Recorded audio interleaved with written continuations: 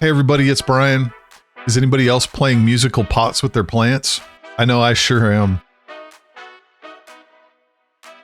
So I bought some mule palms and wanted those in larger gray pots that I had, but in order to free one of those up, I needed to take the bamboo out that was in one of the pots. And in order to free the bamboo up, I needed to take out these elephant ears that were in this pot. And I bought a bunch of these elephant ears, planted them in the spring. I bought more than I needed, only because it was cheaper to buy 20 than it was to buy 6.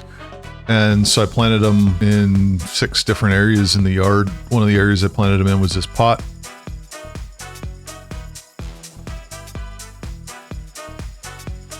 I'm going to move them over with these others that I planted in the spot that I want them in for their final spot.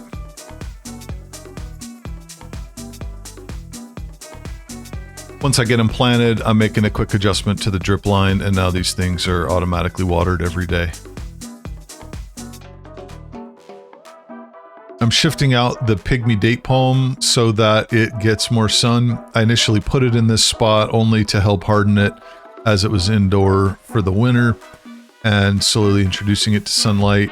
Now it's ready to go in its full sun location. That'll have it for the rest of the summer. The pot that had the elephant ears is going back in this corner, and I'm going to put some of my scabrida bamboo in this pot. I had put this bamboo in one of the larger gray pots as an experiment. It worked out well in one case, not so much in the other. I'm going to leave it here in this pot in the corner. It'll do well in the mix of shade and sun here.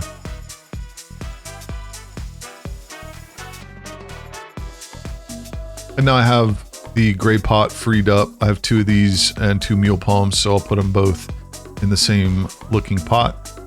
And this round of musical pots is done.